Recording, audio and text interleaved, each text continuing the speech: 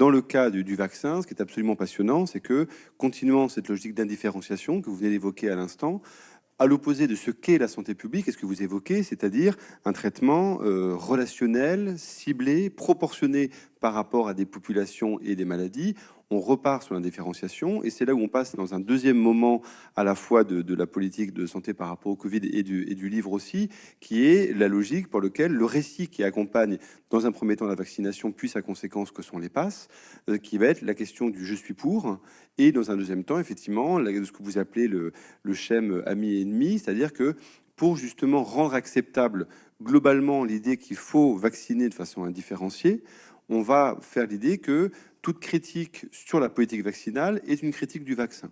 Et donc, on va créer comme ça des ensembles homogènes qu'on va pouvoir rejeter. Et de façon... et pour le coup, ça, c'est un récit, quoi qu'on en pense, qui a formidablement bien fonctionné. Au sens où on s'est, comme vous l'évoquez dans le livre, tout le monde s'est retrouvé dans des blocs familiaux, sociaux, amicaux, sur des groupes cassés en deux, à partir de tu es pour, tu es contre, à l'abandon de toute nuance et surtout de tout ce qui fait normalement l'intérêt à la fois de la philosophie et de la santé publique, c'est-à-dire la question de la lecture critique. C'est-à-dire on prend des éléments, on analyse, on réfléchit, on discute.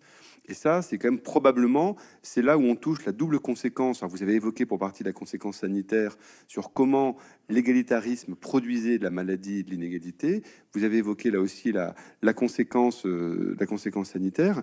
Mais là, c'est aussi le cœur de la conséquence démocratique de cette maladie et du traitement de cette maladie autour de ce double rapport qui est le traitement différencié de la vaccination et l'idée qu'on va accompagner ça de l'idée qu'il y a des gentils et des méchants finalement, même qu'il y a l'innovation du vaccin qui est bien, mais qui est bien quasiment métaphysiquement. Et puis il y a le mal, c'est-à-dire tout ce qui ne va pas dans ce sens-là. Et ça, c'est comme une immense défaite. Oui, très clairement. Et qui s'est amplifié et ce schème ami-ennemi avec le vaccin, mais qui est dès mars 2020, nous sommes en guerre. Et rien que cette phrase, ça a lancé le schéma ami-ennemi, hein, par nature en situation de guerre, et qui a tétanisé. Moi, je le vois avec mes collègues experts et plein d'autres. On veut surtout pas être dans le camp des ennemis trumpistes, platistes, anti-vax ou tout ce qu'on veut. Et donc, c'est extrêmement difficile d'avoir une réflexion structurée, nuancée, adaptée aux particularités, enfin, comme on le discute depuis tout à l'heure, parce que soit on est dans un camp, soit on est dans l'autre. Et le vaccin, effectivement, et en plus, ça résonnait avec une demande ou une préoccupation de tous. On avait tous envie de sortir de la crise. Et si une solution pouvait nous faire sortir de la crise, on avait tous envie d'y croire.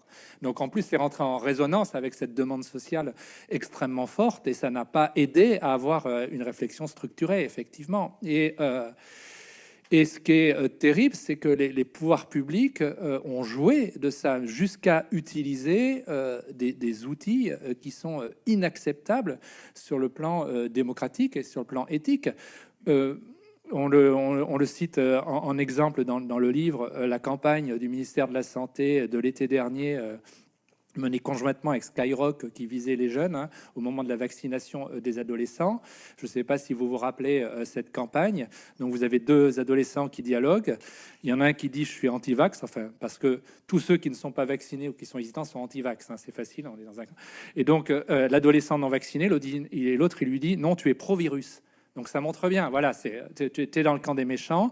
Et la conclusion de cette campagne, c'est mentionne un ami pro-virus sur les réseaux sociaux. Sous-entendu, faites du cyberharcèlement. Alors que l'on sait en plus les conséquences dramatiques qu'ont le cyberharcèlement dans cette classe d'âge. Qu'a le cyberharcèlement dans cette classe d'âge. Donc tout ça pour montrer que c'est pas uniquement de l'incompétence, c'est une stratégie. C'est une vraie stratégie et effectivement qui a été mise au jour avec le vaccin. Et c'est extrêmement difficile d'avoir une position nuancée, alors que spontanément et paradoxalement par rapport à l'idée reçue que rappelait Barbara, qu'ont les pouvoirs publics, que la population, ce sont des grands enfants incapables de faire des choix. Quand on interrogeait l'opinion, les attitudes qu'avait la population française vis-à-vis du vaccin, ils étaient raisonnables et bien plus parfois que ne pensent les gouvernants. Pour vous donner un exemple, on avait fait un gros travail d'enquête avant la sortie du vaccin sur les intentions vaccinales de la population et de comprendre qu'est-ce qui faisait que les Français avaient envie ou pas de se faire vacciner, parce que nous, comme tout le monde, on avait l'espoir que le vaccin pouvait être soit un outil de sortie de crise ou en tout cas un des éléments. Et dans ce cadre-là, ce qui est très intéressant, c'est que globalement, il y avait à peu près un Français sur 5 qui ne souhaitait pas se faire vacciner, en aucune façon. À peu près 1 sur 5 qui souhaitait se faire vacciner dans tous les cas. Et la majorité des Français, c'est ça qui est très intéressant, qui disaient « ça dépend ». Et ça dépendait de plein de facteurs qui étaient l'efficacité du vaccin, la durée de son efficacité, l'endroit où c'est fabriqué. On avait un peu plus confiance quand c'était en Europe qu'en Chine, par exemple. Les effets indésirables, la proportion d'effets indésirables, le propre risque que l'on a en fonction de ses comorbidités. Finalement, c'est extrêmement rationnel, extrêmement intelligent. Et c'est ça l'autonomie dans le bon sens du terme. C'est j'ai les éléments de choix et je fais les meilleurs choix possibles en fonction d'un certain nombre de critères qui peuvent être différents d'une personne à l'autre, mais qui sont tout aussi légitimes l'un que l'autre. Et face à cette population qui finalement, on pourrait dire de façon simple, a dû ce bon sens et en termes de gestion de sa propre santé, effectivement, on a créé artificiellement 2 camps, pro, contre, et avec tous les affrontements, et comme vous signez, y compris au sein des propres familles. Oui, effectivement. Moi, j'ai eu une lecture, comme François, très, comment dire... très politique de cette déclaration présidentielle. Nous sommes en guerre. Mon point de vue, c'est que lorsque Emmanuel Macron, c'est le 16 mars, je crois, qu'il déclare nous sommes en guerre, juste avant le 17, le confinement, pour moi, il entre en campagne, en fait. Il entre en campagne électorale. C'est très clair. C'est pour ça que j'ai dit dans un texte que je devais rendre à Télérama que pour moi, ça aura été la campagne électorale la plus longue de ma vie. D'abord, j'ai participé à la campagne, ce que je n'avais jamais fait avant. Et puis, elle a duré longtemps, parce qu'en fait, j'ai vu un candidat entrer en campagne. Parce qu'en fait, il s'agissait de profiter de cette situation que Emmanuel Macron n'avait évidemment ni créée, ni prévue, ni anticipée, pour créer autour de lui un camp, le camp majoritaire, le camp de l'union sacrée autour de lui, hein, le chef de guerre, et à partir de là, désigner tous les adversaires comme des ennemis. Et il a mis en place cette logique tout de suite. Et le problème, ce qui est dramatique, c'est que ça n'a pas été dénoncé par les médias, ça n'a pas été dénoncé par les universitaires, ça a été quasiment pas dénoncé par les partis, les mouvements politiques. Il y a un mouvement politique qui ensuite est entré en résistance de manière courageuse, mais un peu plus tard. Et nous nous sommes retrouvés, en fait, nous, les individus qui étions extrêmement choqués par cela, et nous étions des millions à être choqués, en fait, avec un sentiment d'immense solitude. Ce qui a fait d'ailleurs que, quand le premier tract est sorti, pour beaucoup de gens qui nous ont écrit, ça a été véritablement une sorte de délivrance. Enfin, je ne suis pas seule au monde à penser ça. En fait, il y a des millions de gens qui pensent comme ça. Mais ils se sont retrouvés seuls, pas d'espace public pour s'exprimer, pas de parti politique pour les représenter. Et donc, un candidat qui part en campagne tout seul, sans aucun contre-pouvoir, et même pire, qui a les radios publiques, les télévisions publiques, la presse même privée, qui va aller dans son sens à fond.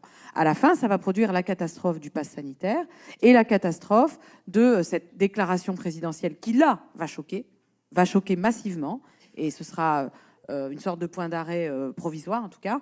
Ça sera « je vais les emmerder », et même, si on regarde bien la citation du président de la République, il n'y a pas que ce gros mot.